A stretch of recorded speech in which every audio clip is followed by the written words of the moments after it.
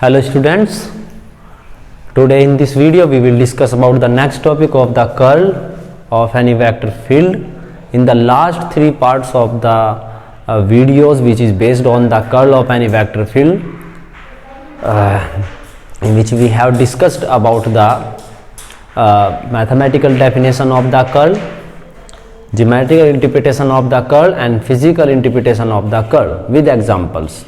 जब हमने आपके फिजिकल इंटरप्रिटेशन की बात की थी कर्ल की, तो उसमें हमें पता चला था कि कर्ल की जो एक्चुअल डेफिनेशन है उसे हमने यहाँ पर आपको बताने की कोशिश की थी। तो अभी आप देख सकते हैं यहाँ पर जो physical interpretation of the curl of any vector field था, जिसे हमने इस रिजल्ट को ऑब्टेन किया था फिजिकल इंटरप्रिटेशन में, तो उससे हमें एक डेफिनेशन मिली थी कर्ल की, जो एक्चुअल में जो कर्ल की डेफिनेशन होती है। तो according to that definition the curl of any vector field is a vector field or function also whose magnitude at any point is defined as the maximum value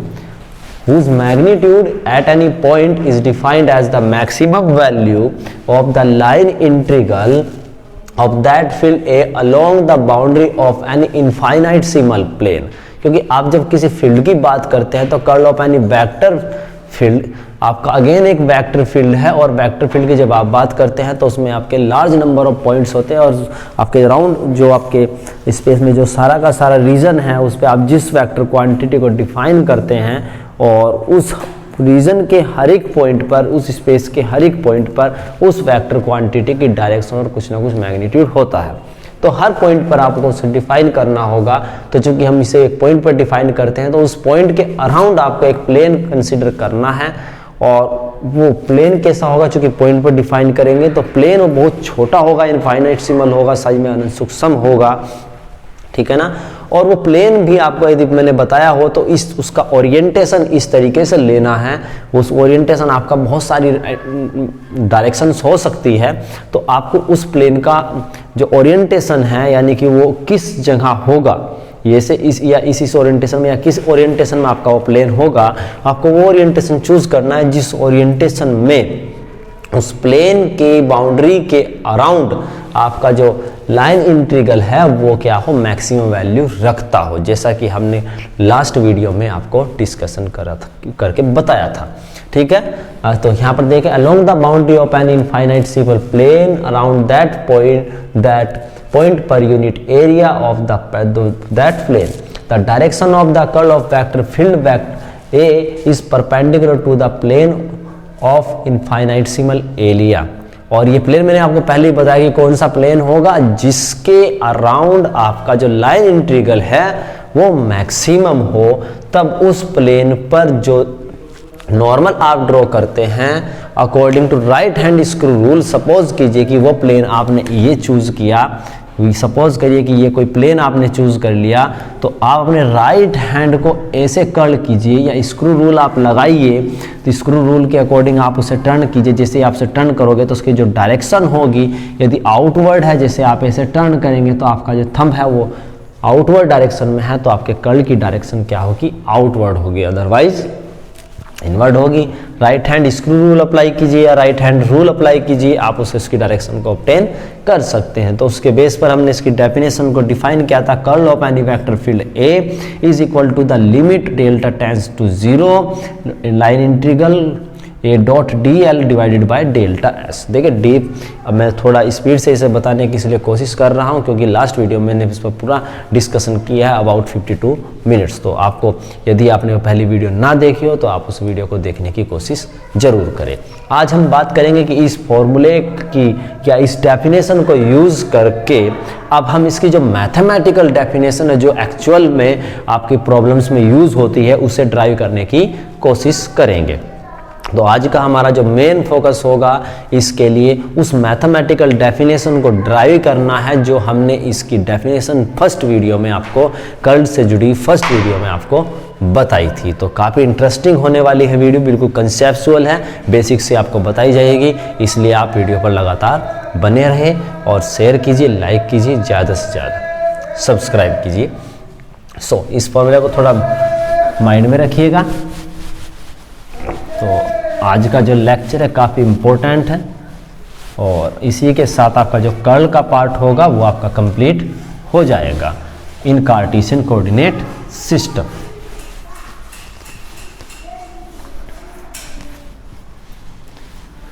सो अब आप देखिएगा derivation of, अब यहां पर note देखिएगा, derivation of the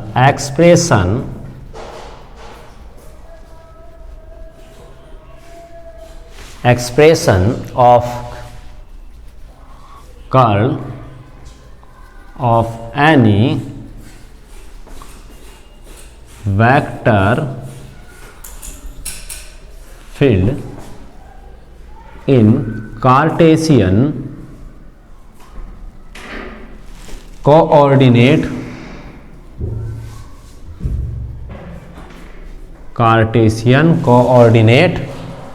system. So आज हम इसके लिए जो आर्टिकल ड्राइव करेंगे वो कुछ इस तरह की फॉर्म में होगा। चलिए स्टार्ट करते हैं। सबसे पहले हमें थोड़ा सा ये ध्यान रखना होगा कि हमें एक्चुअल में जिस डेफिनेशन को यूज़ करना है वो डेफिनेशन क्या है। कि आप डेफिनेशन लिखना चाहेंगे तो लिख सकते हैं यहाँ पर, मैं बट उसे आपको रिवाइज करा दिया है तो आप इसे एक साइड में या यहाँ पर भी लिख सकते हैं। तो नोट करके लिख देते हैं कि हमें निकालना एक्चुअल में क्या है कि curl of any vector field A is equal to limit delta S tends to 0 line integral close line integral A dot D L vector divided by delta S. Clear है ना।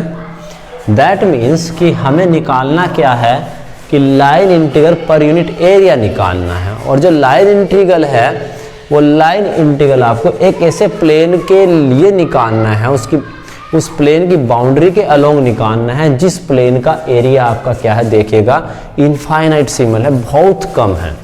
और जब आप बात करते हैं इनफाइनाइट सिमल की, तो बहुत छोटे एरिया की बात करते हैं, तो आप एक तरीके से ये समझ सकते हैं, सपोज करिए कि ये कोई प्लेन है, रेक्टेंगुलर प्लेन मैंने कंसीडर किया, तो इसकी साइड्स होंगी डेल्टा एक्स डेल्टा वाई।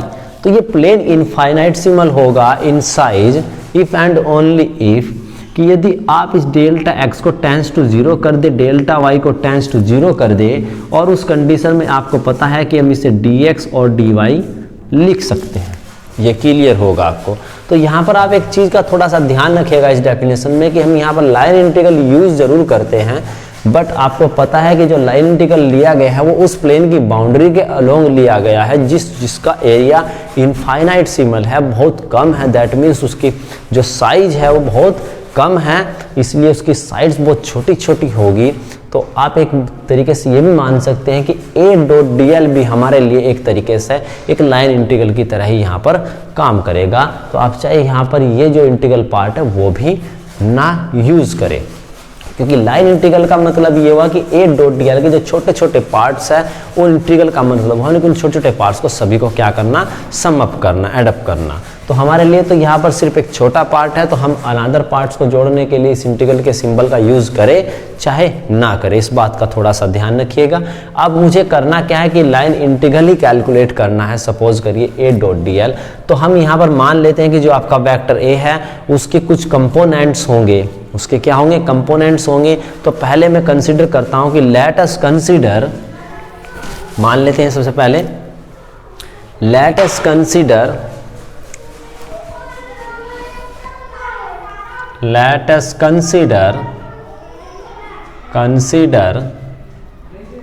ए वेक्टर फील्ड, है ना, ए वेक्टर फील्ड ए, ठीक है ना, सच दैट, कैसा है वो आप देखिएगा, सच दैट कि जो वेक्टर ए है वो आप देखिएगा vector A is equal to A X I cap plus A Y J cap plus A Z K cap. ये हमने कोई वेक्टर फील्ड कंसीडर कर लिया, और उसके जो कंपोनेंट्स वो A x A Y A Z है। That means A X is the component of vector field A along X axis, along Y axis and along Z axis. आगे हम ये भी डिफाइन कर देंगे एक्स एक्सिस, वाई एक्सिस और Z axis कहाँ पर होंगे। तो आप मुझे एक बात बताइए कि हमें क्या करना है कि हमें लाइन इंटीग्रल यूज़ करना है, और लाइन इंटीग्रल यूज़ करते समय भी इस बात का ध्यान रखना है कि जो आप प्लेन यूज़ करेंगे वो प्लेन, उस प्लेन का ओरिएंटेशन वो होना चाहिए जिस ओरिएंटेशन में लाइन इंटीग्रल की वैल्यू क्या होगी, मैक्सिमम होगी। बट यहाँ पर आप देखिए कि फील्ड आपका जनरल है, तो जनरल फील्ड है तो हम यहाँ पर ये नहीं बता सकते कि प्लेन के किस ओरिएंटेशन के लिए इसकी वैल्यू क्या होगी, मैक्सिमम होगी। तो मैं क्या करूँगा कि मैं इसके एक एक कंपोनेंट पे काम करूँगा, X component, Y component and Z component पे अलग अलग हम काम करेंगे।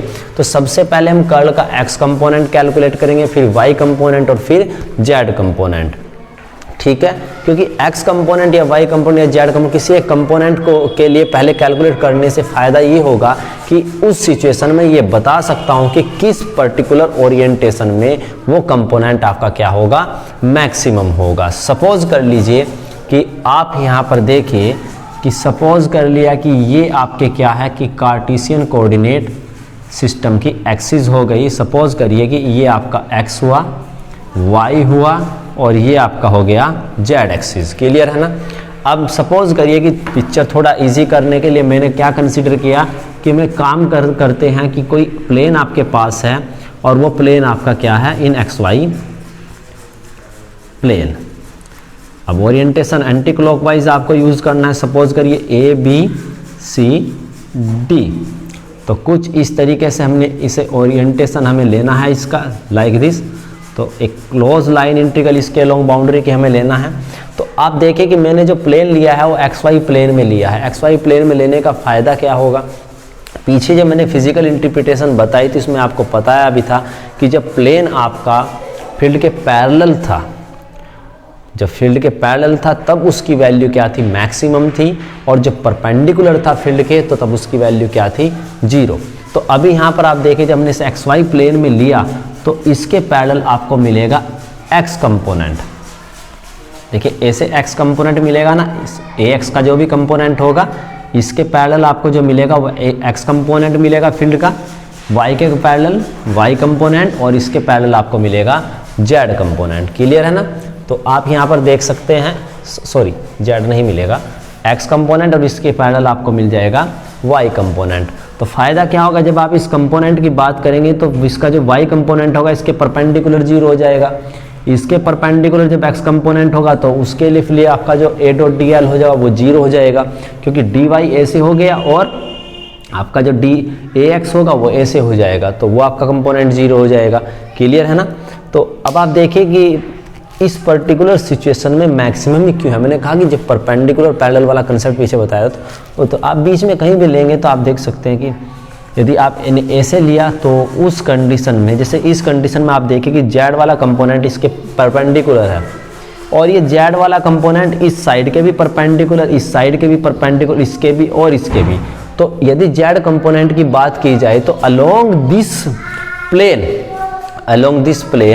Line integral along this plane for Z component value will be 0, क्योंकि जब आप ए डॉट डी एल करते हैं तो ए डॉट डी एल में आपका आता है A D L cos theta. तो हमने यहाँ पे बात की जेड कंपोनेंट की, ठीक है, और इसमें जो आपके कंपोनेंट्स आएंगे डी एक्स डी वाई आएंगे। तो जब डी एक्स की भी आप बात करोगे तो डी एक्स और जेड एक्सिस के एंगल के बीच जो एंगल होगा वो 90 डिग्री होगा और कोस 90 की वैल्यू कितनी होती है, 0। तो इसलिए हमें यहाँ पर बेनिफिट मिल जाएगा। समझ में आई ना बात आपके, ठीक है ना। और तो क्यों मैक्सिमम होगा, ठीक है ना, आई बात समझ। तो ऐसे ही हम क्या करेंगे कि ये वाला मैंने भी प्लेन लिया, इसमें आपका जेड कंपोनेंट इसके परपेंडिकुलर है ना। तो आप देखिएगा जब इसे आप ऐसे कर्ल करेंगे तो ये डायरेक्शन आपको इधर मिली, यानी इसका रोटेशन जो है अबाउट जेड एक्सिस है। रोटेशन क्या है, about Z axis. That means जो यहाँ से आपको कर्ल मिलेगा वो कर्ल का आपको क्या मिलेगा, जेड कंपोनेंट। सिमिलर फिर मैं वाई जेड प्लेन में लूँगा, X Y X Z plane में लेंगे तो उससे तीनों कंपोनेंट आपके मिलते चले जाएंगे, ठीक है। अब इससे फ़ायदा दूसरा देखिएगा, मैंने रेक्टेंगुलर प्लेन क्यों लिया है, रेक्टेंगुलर प्लेन मतलब आयत क्यों लिया है। आयत में आपको पता है कि ये कार्टेशियन कोऑर्डिनेट सिस्टम है तो इस पर परपेंडिकुलर मिल जाएगा, इजीली आपका क्वेश्चन सॉल्व हो जाएगा, जैसे कि पिछली वीडियो में फिजिकल इंटरप्रिटेशन हमने बताया था। आप सर्कुलर भी ले सकते हैं, हम वैसे भी इनफाइनेटसिमल साइज का करेंगे तो बहुत छोटा हो जाएगा, वो एक ऐसे सर्किल की तरह ही काम करेगा, बट फिर भी। तो अब यहाँ पर एक चीज़ देखिए कि सपोज कर लीजिए कि ये साइड आपकी क्या है, dx है। देखिए मैंने dx कंसीडर किया है, आप डेल्टा x भी कर सकते हैं, अदरवाइज फिर बाद में जाकर फिर डेल्टा x टेंड्स टू 0 करना पड़ेगा आपको, तो हमने पहले ही कर लिया। वो कंसेप्चुअली मैं कर भी सकता था ऐसा, लेकिन उसमें आर्टिकल को ड्राइव करने में थोड़ा सा एक कंसेप्चुअल पार्ट है जिसे मुझे यूज़ करना है, और वो तभी यूज़ होगा जब यहाँ पर हम dx को यूज़ करेंगे। कुछ बुक्स में डेल्टा s भी दिया है। सपोज कर लीजिए कि ये साइड आपकी dy है, तो ये साइड भी आपकी dx हो जाएगी और ये साइड भी आपकी dy हो जाएगी। सपोज करिए कि ये ओरिजिन हो गया, और इस ओरिजिन पे जो इस वेक्टर फील्ड A की जो वैल्यूज़ है वो आपकी यहाँ पर क्या है, ax, इस बात का थोड़ा ध्यान दीजिएगा, ay, az, जो हमने अभी कंसीडर किया है, सपोज कर लीजिए, ठीक है ना। इस बात का थोड़ा सा ध्यान रखिएगा।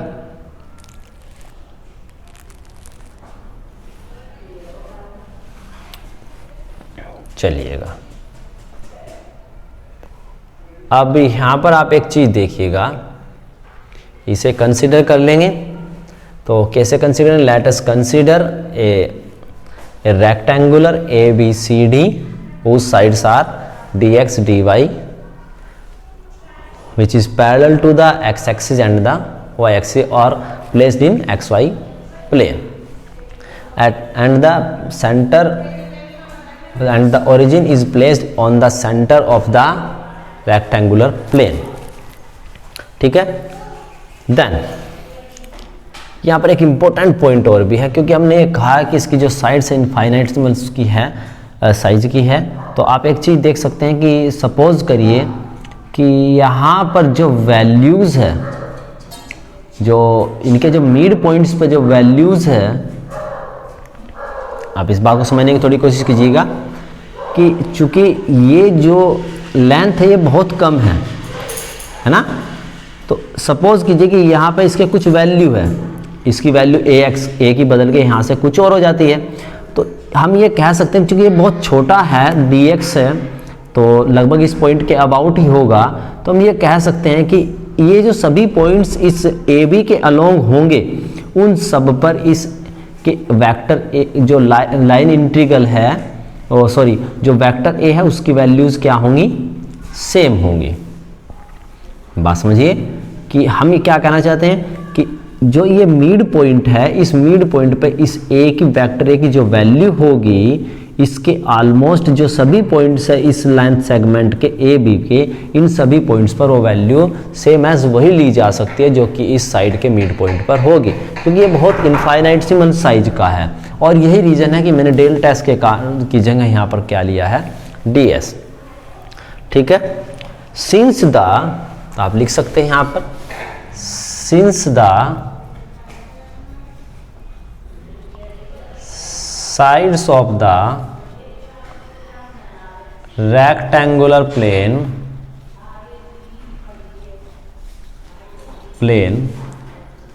ABCD are very small, so we can take the same value, so we can take the, so the average value कह सकते हैं, so the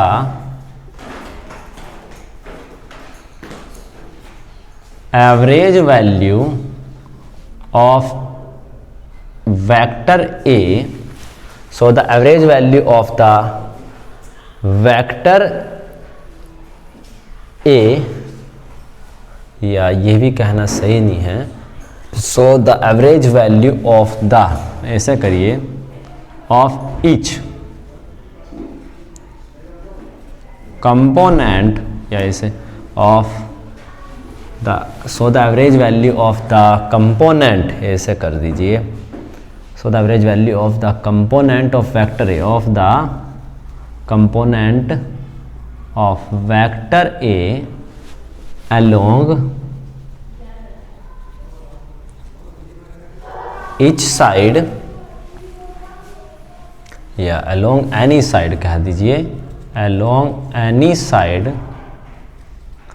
can be, along any side can be taken same as the value at mid point of that side. ये तो एक point हो गया। अब बात करते हैं आगे। सबसे पहले आपको एक पॉइंट सिर्फ क्लियर करना है, उसके बाद हमारा काम आसान हो जाएगा।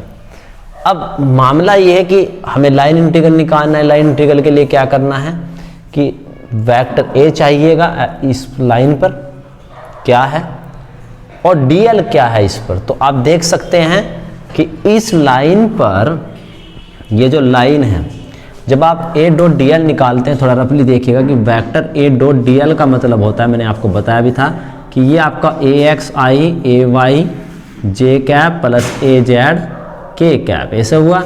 डॉट डी एल का मतलब होगा D x I cap D Y J cap plus D Z K cap. अब आप देखिए, जब आप इस साइड की बात करोगे तो ये साइड सिर्फ आपके किसके पैरेलल है, एक्स एक्सिस के। तो यहाँ पर सिर्फ कंपोनेंट मिलेगा आपको एक्स वाला। तो आई की आई में डॉट प्रोडक्ट करेंगे तो यहाँ से आपको मिल जाएगा ए एक्स डी एक्स। तो इसके अलोंग जो लाइन इंटीग्रल आपका काम करेगा वो सिर्फ काम करेगा ए एक्स वाला कंपोनेंट के साथ, क्योंकि ये वाली आपकी परपेंडिकुलर अलोंग एक्स एक्सिस। ठीक है, तो जब इस लाइन की बात करेंगे इस साइड की, तो इस साइड पर हमें dx के अलोंग वाला कंपोनेंट लेना पड़ेगा x एक्सिस के। ये आपका y वाला है तो इसके पैरेलल आपका y एक्सिस वाला कंपोनेंट होगा, इसके अलोंग फिर x एक्सिस वाला कंपोनेंट, इसके अलोंग y एक्सिस। ये फायदा हमें हुआ। यदि हम अनदर ओरिएंटेशन लेंगे तो वहाँ पर फिर ax ay सभी कंपोनेंट आपके वर्किंग में आ जाएंगे। ठीक है, तो अब यहाँ पर इसके अलोंग में जो लेना है वो x कंपोनेंट लेना है वेक्टर a का। अब यदि मुझे ये पता चल जाए कि इसके मिड पॉइंट पर a का x कंपोनेंट क्या है तो हमारा काम हो जाएगा। तो अब हमें यही निकालना है कि इसके मिड पॉइंट पर, क्योंकि सभी पॉइंट्स पर सेम एज वही होगा, तो यदि ये पता चल जाए कि इसके मिड पॉइंट पर वेक्टर a का x कंपोनेंट क्या है तो हमारा काम हो गया। लेकिन हमें ये पता है कि इसके ओरिजिन O पर इस वेक्टर फील्ड A का x कंपोनेंट क्या है, ax है। कितना है, ax है। बात समझ नहीं आ रही है? ठीक है, अब यहाँ पर यदि ax है तो मुझे कहाँ जाना है, यहाँ पर। तो जब यहाँ पर जाएंगे तो यहाँ से a से चल कर आना पड़ेगा अलोंग y एक्सिस। तो y के अलोंग मूव करने से शायद x में कोई चेंजिंग आई हो। क्लियर है ना? वो चेंजिंग कितनी आई है वो चीज़। तो मैं सबसे पहले बात करूँगा 100। तो यहाँ पर थोड़ा ध्यान से, द वैल्यू ऑफ, थोड़ा ध्यान से यहाँ पर, वैल्यू ऑफ x कंपोनेंट, ठीक है ना। तो x कंपोनेंट, ठीक है ना, x component of vector a along कौन सी साइड के, किस x कंपोनेंट की बात की, कि इस बात का ध्यान रखिएगा क्योंकि इसके अलोंग x कंपोनेंट की बात होगी, ये y के पैरेलल y कंपोनेंट की, फिर x कंपोनेंट की और फिर y कंपोनेंट। इसके अलोंग y कंपोनेंट 0 होगा, इसके अलोंग z कंपोनेंट आपका क्या होगा, 0 होगा। इस बात का ध्यान रखिए।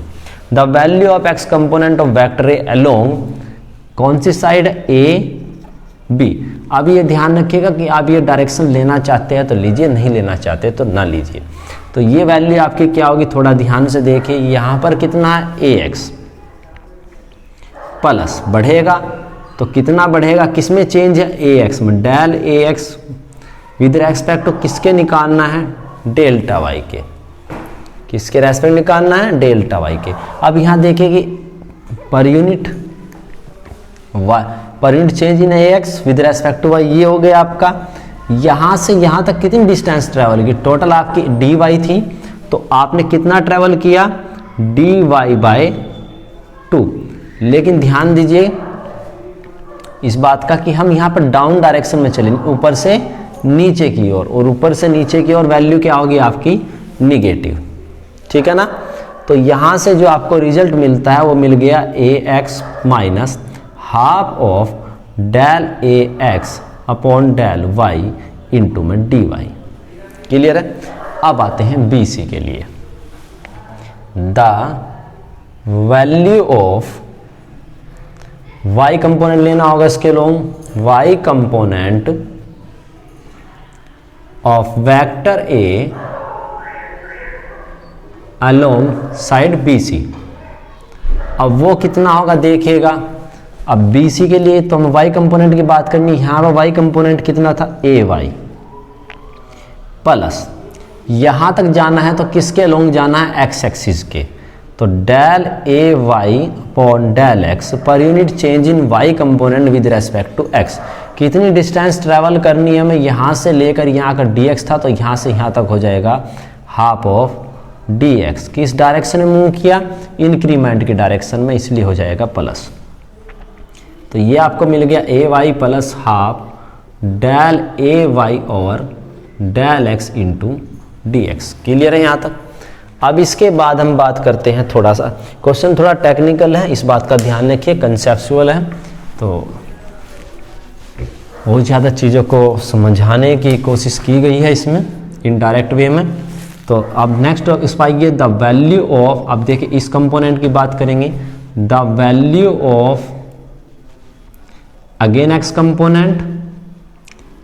Component of vector A along. अब देखिए जरा यहाँ पर क्या लिखना।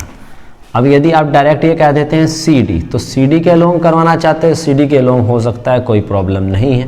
तो डायरेक्ट सी डी के अलोंग करने पर थोड़ा सा सी डी के अलोंग करने में आपको थोड़ी सी प्रॉब्लम हो सकती है, इस बात का ध्यान रखिए। तो मैं इसे डी सी ही लिखूंगा यहाँ पर, अलोंग डी सी। ठीक है, तो सी डी के अलोंग लिखने से क्या प्रॉब्लम होने वाली है ये आपको आगे पता चलेगा। ठीक है ना। और उससे कोई फ़र्क भी नहीं पड़ता ज़्यादा कुछ कि आप क्योंकि मुझे मिड पॉइंट पे वैल्यू निकालनी है, उससे कोई फ़र्क भी नहीं पड़ता। तो आप सी डी लिखिए या डी सी लिखिए, तो वो आगे इंटीग्रल जब आप लेते हैं लाइन इंटीग्रल तो उसमें थोड़ा सा यूज़ होगा, क्योंकि वहाँ पर लिमिट लेनी पड़ेगी, तो वहाँ पर इसकी डायरेक्शन का सेंस लेना पड़ेगा। तो यहाँ पर आप देखिए, अब यहाँ पर एक्स कंपोनेंट है तो यहाँ पर ए एक्स थी वैल्यू, तो ए एक्स लिख दीजिए, प्लस पर unit change in A x along y x ही लेना होगा, क्योंकि वाई के अलोंग मूवमेंट हुआ। अब यहाँ से यहाँ तक मूवमेंट हुआ, इंक्रीमेंट की डायरेक्शन है, ऊपर की ओर गए तो पॉजिटिव सेंस लेना होगा, प्लस हो जाएगा हाफ क्या डी एक्स। तो ये हो गया आपका। तो यहाँ से आपको रिजल्ट मिलता है A x plus half del A x over del y into में डी एक्स। इसके बाद हम फोर्थ कंपोनेंट की बात करेंगे, the value of y component. इसके अलोंग क्या लेना होगा, y component of vector A along, लिख लीजिए ए डी लिख दीजिए या डी लिख दिया, कोई फर्क नहीं पड़ता इस बात से, अलोंग ए डी कोई फर्क नहीं पड़ेगा। तो आप देखिए यहाँ पर आपको आना होगा इसके मिड पॉइंट पर, तो मिड पॉइंट पर आने के लिए आपको ऐसे चलना होगा। तो यहाँ पर वैल्यू y कंपोनेंट आपका ए वाई, और यहाँ आप चलेंगे x एक्सिस के अलोंग, तो per unit change in A Y along x axis. और जब इधर से इधर चलेंगे तो आप निगेटिव साइड में आए तो यहाँ पर आएगा आपका minus d x by two. तो यहाँ से ये वैल्यू मिलती है आपको A y minus half del A y by del x into में डी एक्स। तो चारों कंपोनेंट आपको इस तरीके से मिल जाते हैं। अब हमें बात करनी है लाइन इंटीग्रल की, क्योंकि हमारा काम है लाइन इंटीग्रल निकालना पर यूनिट एरिया। तो देखिए कैसे निकालते हैं। पहले लाइन इंटीग्रल कैलकुलेट करेंगे, लेकिन मैंने पहले ही बताया कि ये बहुत छोटा है, इसलिए आपको सिर्फ एक टर्म लेने की ज़रूरत है, बहुत सारी टर्म्स को ऐड अप करने की ज़रूरत नहीं है। तो आपका जो इंटीग्रल है वो सिंगल इस पार्ट में कन्वर्ट हो जाएगा। चलिए, तो यहाँ पर आप देख लीजिए क्या करना है आपको। So the line integral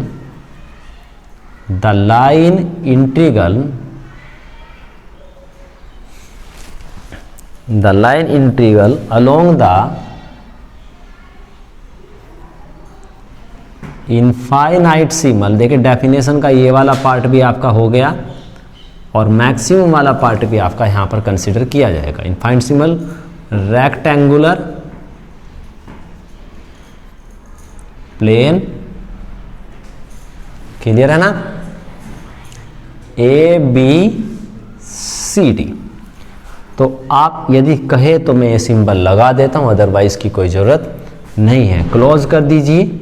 orientation ये लिया है along ABCD, A dot vector DL, और अभी सिर्फ बात की गई है इसके एक्स कंपोनेंट की, सॉरी एक्स कंपोनेंट की, ये इस प्लेन की। और ये प्लेन जो है आपका ये अभी कंप्लीट नहीं हुआ, अभी एक कंपोनेंट आपको देगा। क्यों देगा, मैंने अभी आपको बताया, क्योंकि ये जो रोटेशन है अबाउट जेड एक्सिस, तो यहाँ से जो आपको कर्ल मिलेगा वो अबाउट जेड एक्सिस मिलेगा। तो ये 4 पार्ट्स में आपका होगा। यहाँ पर देखिएगा आप, A to B हो जाएगा vector A dot DL plus, अब आप यहाँ से देखिएगा B to C vector A dot DL plus C to D vector A dot DL plus आपका हो जाएगा D to A vector A dot DL। तो यहाँ पर जब आप बात करेंगे तो इसके अलोंग जो वैल्यू आपको मिलने वाली है अलोंग AB, तो अलोंग AB मैंने अभी बताया था कि जब आप DL और A को रखोगे तो इसके पैरेलल सिर्फ आपको क्या मिलेगा, DX कंपोनेंट मिलेगा। तो उसी से आपको यहाँ पर आंसर मिलेगा। तो यहाँ पर जो आएगा तो वो AX इंटू DX आपको मिलेगा, AX इंटू DX मिलेगा। क्लियर है ना, क्या मिलेगा यहाँ पर, AX इंटू DX। ठीक है, तो इनडायरेक्ट वे में यदि मैं इसे सिंपल लिखना चाहूँ तो यहाँ पर आप देख सकते हैं कि AX इंटू DX, ठीक है ना, AX इंटू यानी कि वेक्टर A का X कंपोनेंट और इंटू DX। तो यहाँ पर देखिए the value of the X component of vector A along AB, तो AB के अलोंग इसकी वैल्यू क्या थी, क्योंकि हमने कहा कि जो मिड पॉइंट पे होगी वही सभी पॉइंट्स पर ली जा सकती है, ये हमने ऊपर कंसीडर कर लिया, तो इसलिए हमने कहा अलोंग AB। तो यानी कि इसके हर पॉइंट पर आपकी ये वैल्यू ली जा सकती है, और इसके अलोंग जो लाइन लेंथ एलिमेंट है वो आपका क्या है, DX। तो ओवरऑल ये जो वैल्यू आपको मिलेगी AX माइनस हाफ, आप देख सकते हैं del AX upon del Y into में सर DY, और बाहर आपका आ गया DX। तो यहाँ पर आप समझिएगा इस लाइन को। इसी के बाद सिमिलरली आप देखिएगा प्लस, अब A डॉट DL पाइए B से C, तो अलोंग BC आपका जो कंपोनेंट है, आप देखिएगा ये भी ध्यान रखिएगा लिमिट का भी, A से B DX हमने प्लस लिया। अब चलिए आगे, तो यहाँ पर चलिए B से C की जब बात की जाएगी तो कंपोनेंट आपका है AY प्लस हाफ और del AY del X into DX। और अब बाहर आइए जरा क्या लेना है, तो BC के अलोंग आप देखें B से C की ओर चल रहे हैं तो DY आपका पॉजिटिव आएगा, टोटल लेंथ आपकी DY है अगेन प्लस। अब A डॉट DL, C से D के लिए जो कंपोनेंट आपका है अलोंग दिस साइड वो आपका कंपोनेंट है AX plus half del AX into del Y into DX। ठीक है ना, अब देखिए जरा इसकी जो लेंथ है, लेंथ एलिमेंट वो आपका हो जाएगा DX, बट जो लिमिट है वो जस्ट अपोजिट है, यानी कि एक्स एक्सिस की निगेटिव डायरेक्शन में। तो यहाँ पर आपको लेना होगा माइनस के DX, सॉरी यहाँ पर आपका ये कौन सा कंपोनेंट है, यहाँ पर DY आएगा आपका, सॉरी ये आपका हो गया यहाँ पर DY। आप देख लीजिएगा मिस्टेक हो गई है मेरे से। DC के अलोंग जब लेंगे आप तो इसकी हाफ लेंथ की मल्टीप्लाई करनी होगी, मैंने बताया था हाफ लेंथ की मल्टीप्लाई तो कितना होगा, हाफ DY। ठीक है ना, चलिए अब नेक्स्ट पार्ट पे आते हैं इसके प्लस। तो फोर्थ पार्ट आपका D से A वाला है, ठीक है, और DA के अलोंग यानी कि AD के अलोंग आपका जो कंपोनेंट है AY minus half del AY over del X into में DX। अब इसके अलोंग देखिएगा क्या कंपोनेंट लेना है, तो आपको आना है D से A पर, तो इसकी जो लेंथ है DY है बट जस्ट अपोजिट डायरेक्शन में है, तो क्या आएगा यहाँ पर निगेटिव साइन माइनस dy। अब यहाँ पर आप देखें, जब इसे सिंप्लीफाई करने की कोशिश करेंगे तो यहाँ पर सिंप्लीफाई करने पर आपको मिलता है, यहाँ पर ज़रा ध्यान से देखिएगा, ax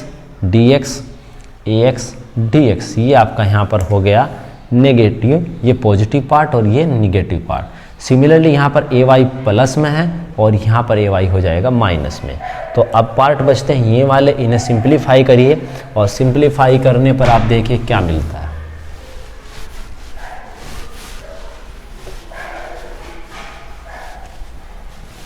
जब ये सिंप्लीफाई करते हैं तो सिंप्लीफाई करने के बाद रिजल्ट आपको मिलता है line integral, close line integral along a b c d which is infinitesimal plane, a dot dl vector will be equals to, simplify करिए तो यहाँ से आप देखिएगा, सबसे पहले मल्टीप्लाई कर लेते हैं, minus half del a x और डेल y इंटू में dx dy। नेक्स्ट देखिए, plus half del a y over del x into D x D Y. I think यही है ए वाई, ठीक है। अब नेक्स्ट पार्ट पे चलिए, ये निगेटिव है आपका, माइनस हाफ डेल ए x over del y d x D y, ये आपका पार्ट हो गया। नेक्स्ट पार्ट को लिखने की कोशिश करते हैं, माइनस हो गया आपका, यहाँ माइनस माइनस प्लस हो जाएगा वहाँ से, तो ये half of del A Y over del x into D x D Y. तो आप देख सकते हैं इसमें, इस एक्सप्रेशन में माइनस हाफ यानी कि माइनस हाफ प्लस हाफ 1 हो जाएगा, प्लस हाफ ये भी 1 हो जाएगा। तो सिंप्लीफाई करके हम ऐसे लिख सकते हैं कि डेल ए Y over del x minus del ए एक्स ओवर डेल वाई, और बाहर आपका कॉमन आ जाएगा डी एक्स डी वाई। तो इस तरीके से आपको ये रिजल्ट यहाँ पर मिलता है। अभी आप देखिएगा,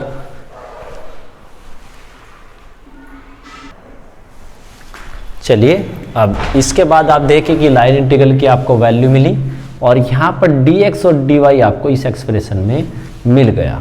अब इससे एक फ़ायदा और हो गया, देखिए what is the area of this rectangular plane. अब इस रेक्टेंगुलर प्लेन का आप एरिया देखिए dx इंटू डी वाई, तो दोनों काम हो गए।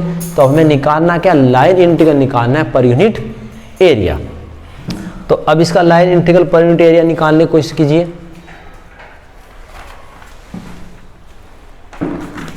सो द, अब देखिए यहां पर, so the line integral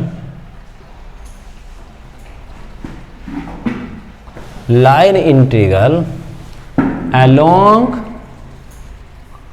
the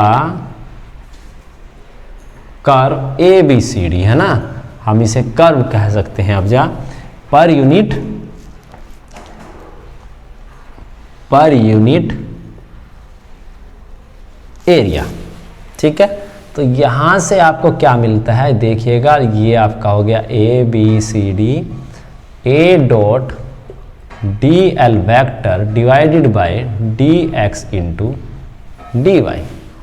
clear है ना, क्योंकि इस सिचुएशन में जो आपका डेल्टा एस है, limit delta S tends to 0, वो आपका डी एस हो जाएगा और डी एस जो आपका होगा D X into D Y, क्योंकि एरिया मिल गया। अब इससे आप देख सकते हैं, यहाँ से आपको ये एक्सप्रेशन मिलेगा delta A Y by delta X minus delta A X by delta Y. तो इस तरीके से ये टर्म आपको मिल जाती है। अब यहाँ पर आप देखिए, since the plane A B C D, है ना, जो आपका plane A B C D है वो एक्स वाई प्लेन में सिचुएटेड है। तो जेड एक्सिस आपकी क्या होगी इस प्लेन पर, नॉर्मल होगी। और जो आप इसमें राइट हैंड स्क्रू रूल लगाइए या राइट हैंड रूल लगाइए, तो आप जब उसे ऐसे कर्ल करते हैं तो उसकी जो डायरेक्शन होगी आपकी वो outward along the z direction होगी। So this is the z component of the curl, ठीक है ना। सिंस, आप यहां पर ऐसे कर सकते हैं, सिंस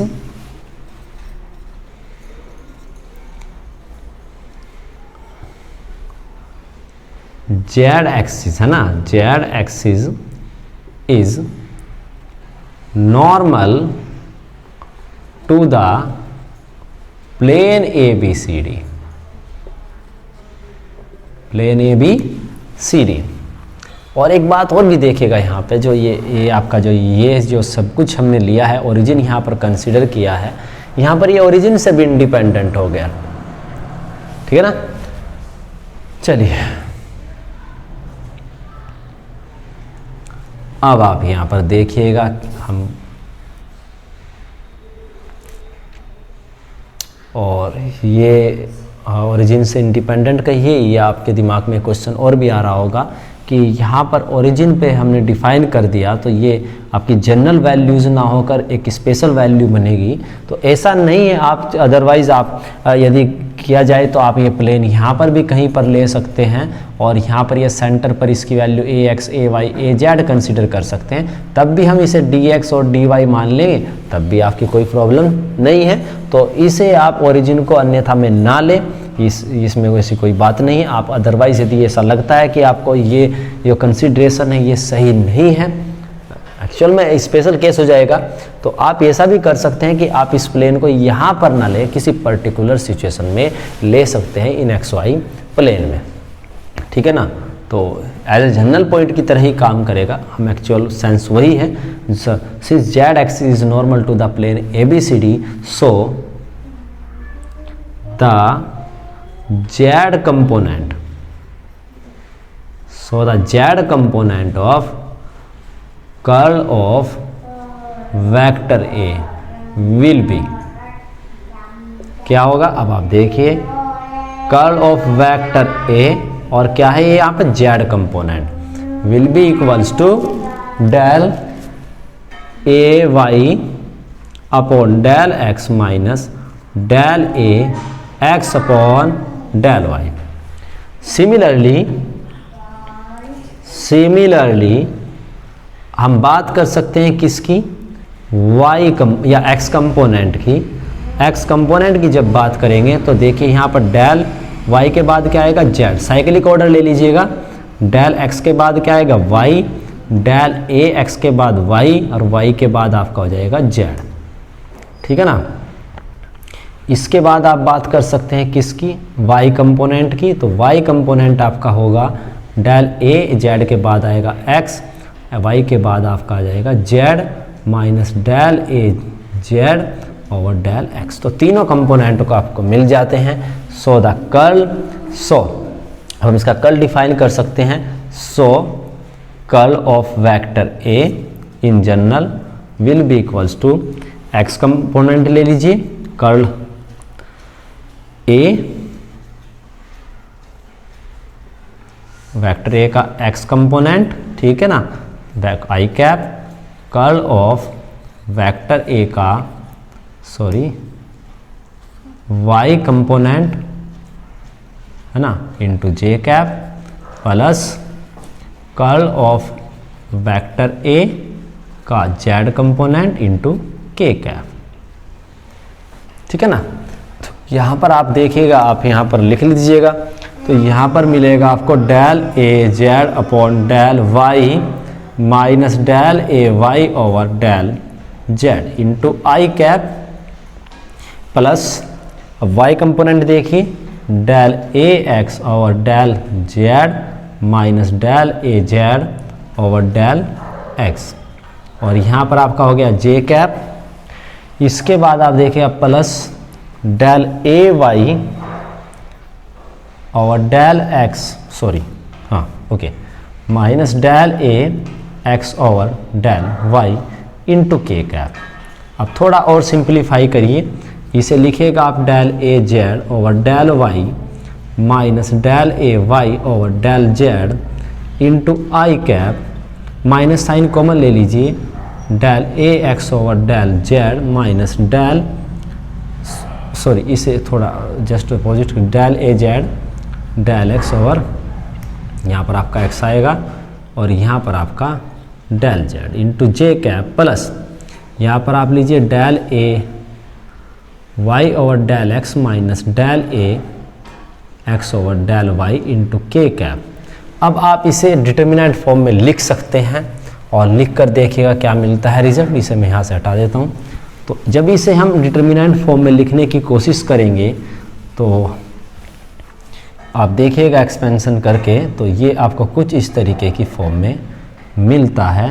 और यहाँ पर आप लेना होगा del over del x, del over del y, del over del z, और यहाँ पर आपका आ गया A x, A Y, A z. और ये जो रिजल्ट आपको यहाँ से मिलता है, ये जस्ट लाइक दिस रिजल्ट आपको मिलता है।